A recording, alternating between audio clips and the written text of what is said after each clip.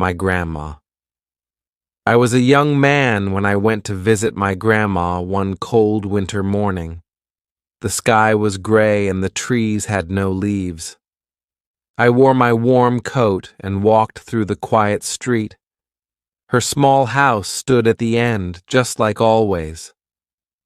I knocked on the door and she opened it slowly. Her face looked older, but her eyes were still kind. She gave me a soft smile and said, "Come in, my boy." The house smelled like tea and old books. It was warm inside, and everything looked the same. I saw her favorite chair by the window. I saw the clock on the wall, ticking slowly. Tick-tock, tick-tock. She walked to the kitchen and made tea. I sat at the table where I used to sit as a child. The chair creaked under me, but it felt like home. Grandma placed a cup of tea in front of me. She sat down across from me and looked at me quietly. We didn't talk at first. We just sipped our tea and listened to the clock. The room was calm and still. Her hand shook a little when she held her cup. Her back was a bit bent, and she moved slower than before, but she was still strong in her own way. I looked around the room and saw old pictures on the wall. There were photos of her children and grandchildren. Some were old and black and white. One picture was of me when I was small. I smiled when I saw it. The books on the shelf were still there. Nothing had changed, but it felt different now. I was older, and so was she. After a while, Grandma looked at me and spoke. Her voice was soft and slow. She said, "I want to talk to you." I put down my cup and listened. She looked out the window for a moment. Then she said, "I was surprised. I never thought of Grandma as someone who was afraid. She was always calm and smiling when I was a boy." She said, "I am afraid of being alone.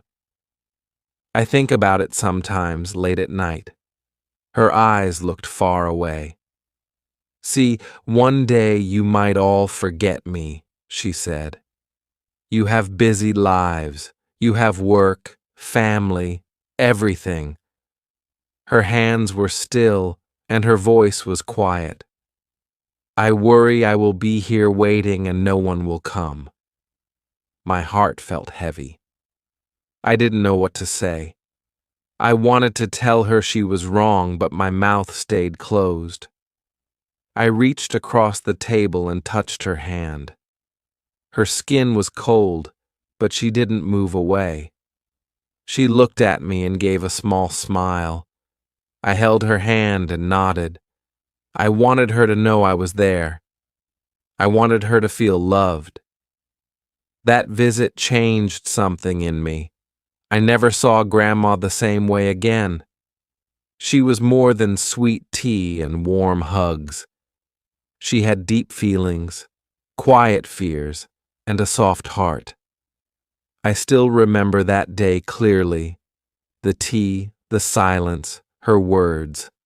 They stayed with me, and I promised myself that I would never let her feel forgotten. After that day, I started to visit Grandma more often. I didn't wait for special days or holidays. I would go on quiet afternoons or early mornings. Sometimes I brought flowers, sometimes just a smile. She always welcomed me with the same warm eyes. Her hugs were soft, and her hands were still a little cold, but her heart always felt warm. It felt good to sit with her, even in silence. We didn't talk about big things every time. Sometimes we talked about the weather or the neighbor's cat. Sometimes we said nothing and just listened to the wind outside. The house was always quiet, but it didn't feel empty anymore. It felt full of something gentle. I think Grandma liked those visits. I could see it in her face. Her smile was small but real. One afternoon, she asked me to help her clean the attic. I had never been up there before. The stairs were narrow and the air smelled old. Boxes were stacked in corners, full of old things. She pointed to a box and said, "That one is full of memories." I opened it slowly and saw books, letters, and photos. It was like stepping into the past. There was a photo of Grandma when she was young. She was standing by a tree, smiling in the sun. She looked strong and happy. I showed it to her and she laughed. "That was long ago," she said. Her voice was light, but her eyes were full of thought. I asked her where it was taken, and she told me a story about that day. It was a good story. She talked about her childhood, her friends, and her dreams. I never knew much about her young life. She said she wanted to be a teacher once. She said she loved reading books and helping children. But life was different back then. Her family didn't have much money. She had to work in the fields instead. Still, she smiled as she told the story. I listened to every word. I didn't want to miss anything. I saw her not just as my grandma, but as a girl with hopes and plans. I saw her life in a new way. She was full of stories that no one asked to hear, and now I was hearing them. I felt lucky. I felt close to her in a way I had never felt before. We sat on the floor of the attic for a long time. Dust filled the air, and the light came in through a small window. Grandma kept talking, and I kept listening.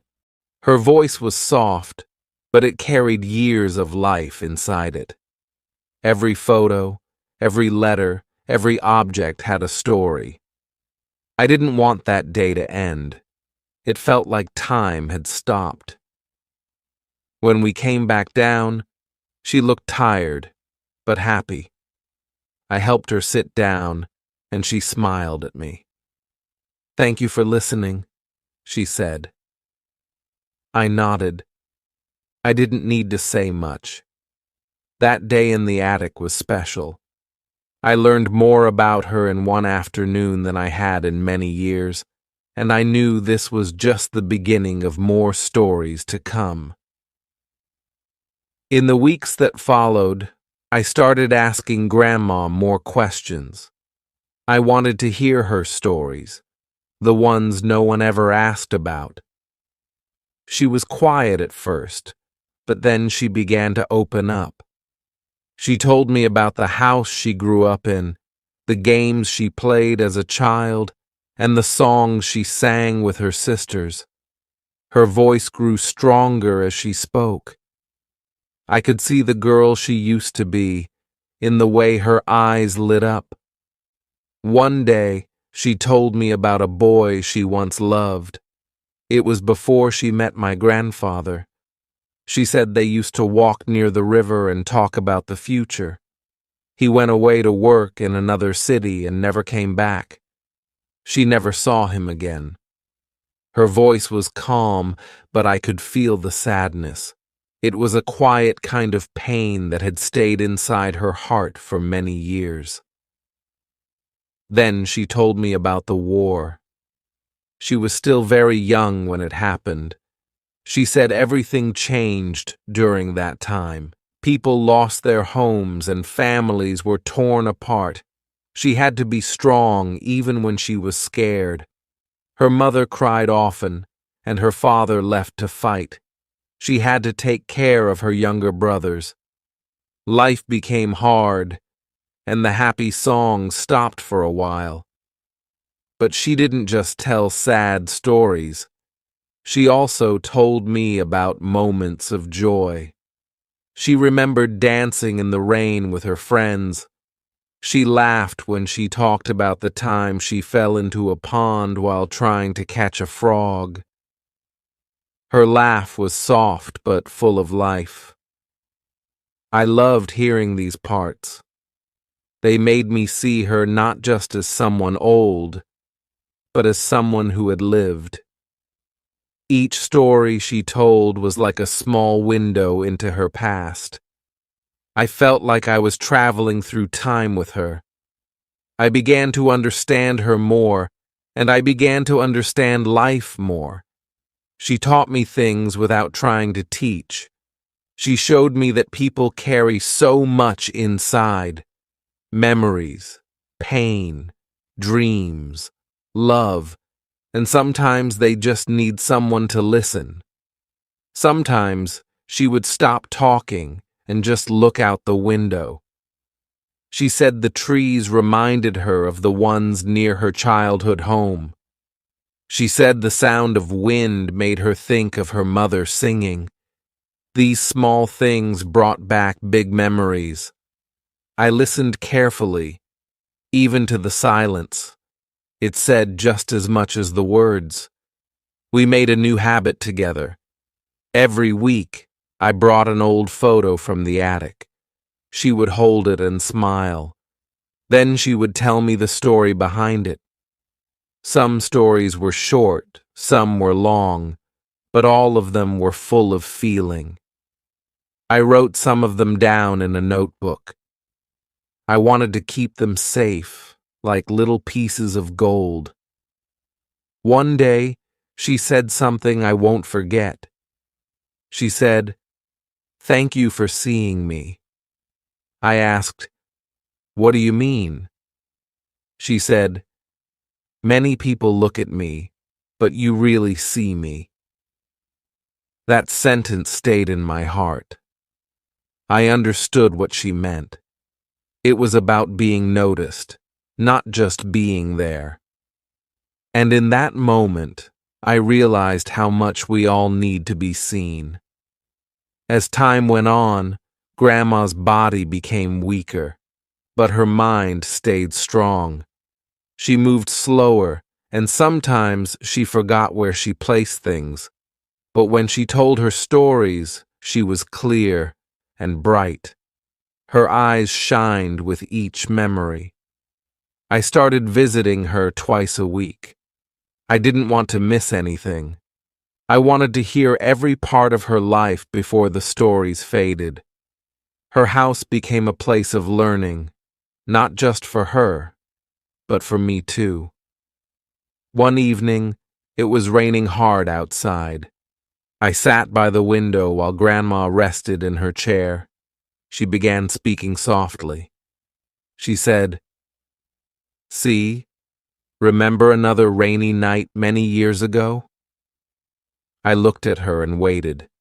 She said she had been alone in her room that night, just like now.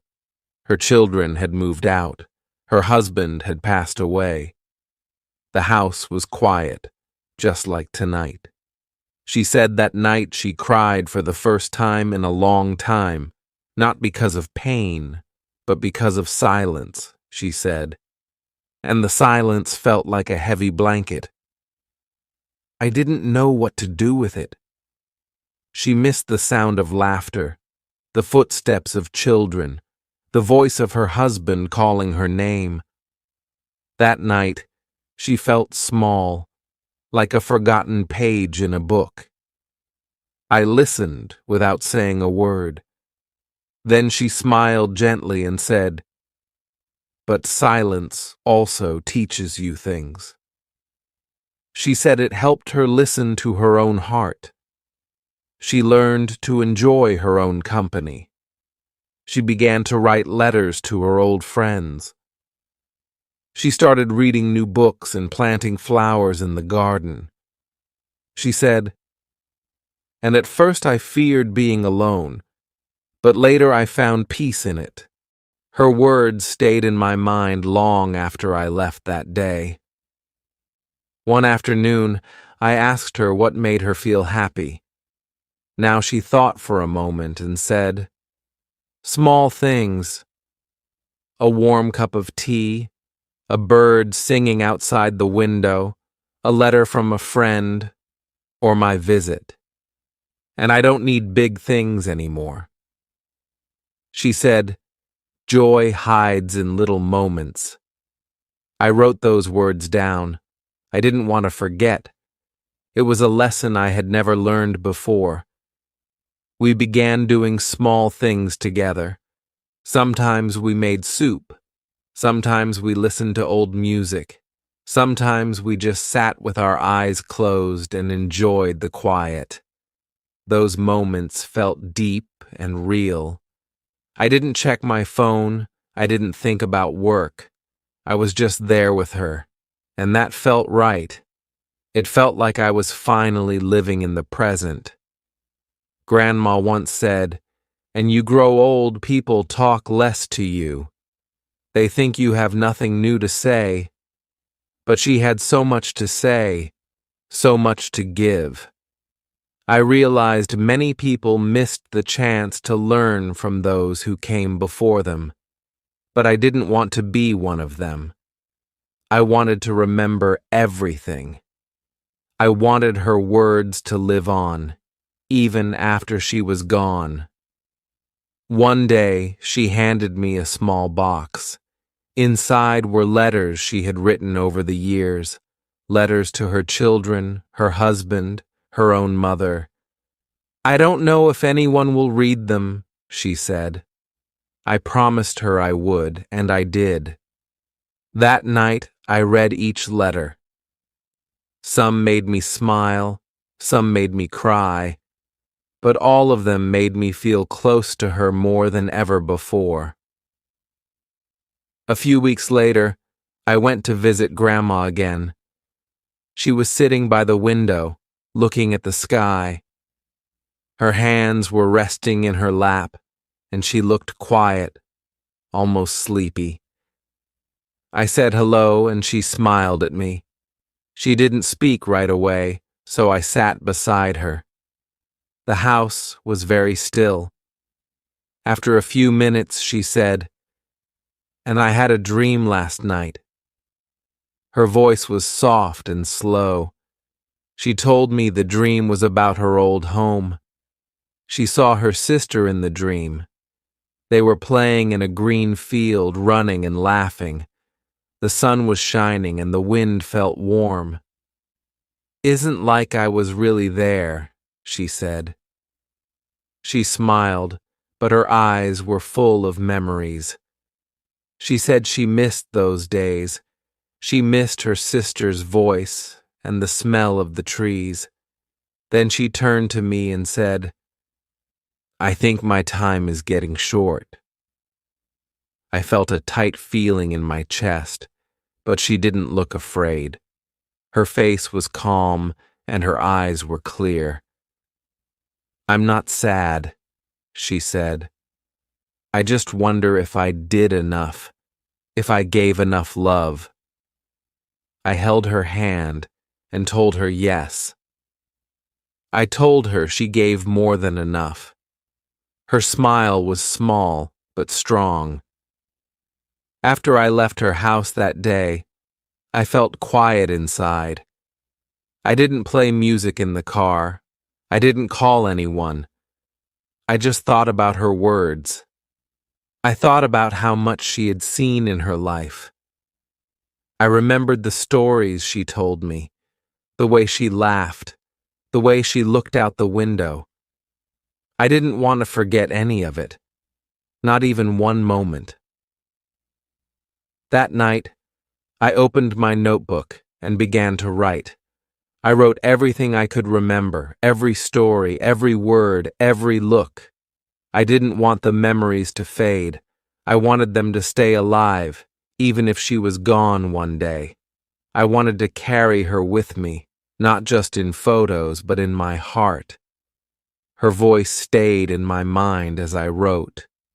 A few days later, I went to see Grandma again. This time, she looked more tired than before. Her voice was softer, and she moved more slowly. But when she saw me, her face lit up. She reached out and took my hand. "I'm glad you're here," she said. We didn't talk much at first. We just sat together in silence. Sometimes being there was enough. Words were not always needed. She asked me to open a drawer near her bed. Inside were some small things: an old photo, a broken watch, a letter, and a necklace. She said each one had a story. I picked up the photo. It was her and my grandfather. She told me about the day it was taken. "It was simple," she said, "but I was happy. He always made me feel safe." I showed her the broken watch. She smiled. "That was your grandfather's," she said. "She wore it every day. She told me he once fixed it with a paperclip when it stopped working." She laughed as she remembered. "He wasn't perfect, but he tried," she said. I could feel the love in her words. Even small things held big memories. Next, I found the letter.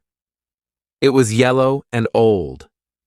She said it was from her mother. "She wrote it when I moved away," she said. I cried when I read it. Didn't read the letter out loud. She just held it close to her heart. "It still brings me comfort," she whispered. I could see how much she missed her mother, even after all these years. The last thing I picked up was the necklace. It was simple, with a small heart pendant. "It was a gift from my daughter," she said. "She gave it to me on my birthday." She held it in her hand and smiled. "I wear it when I feel alone," she said. "It reminds me that I am loved." I told her she was never alone, and she nodded slowly. That night, when I went home, I thought about all the things in that drawer. They were just small objects, but each one carried a piece of her life. I realized that memories are not always big moments. Sometimes they live in the smallest things. I felt thankful for every story, every visit, every minute spent with her. I knew I would carry them with me forever. I hope this session was helpful. Please like and subscribe to our channel for more such interesting stories. Take care, everyone.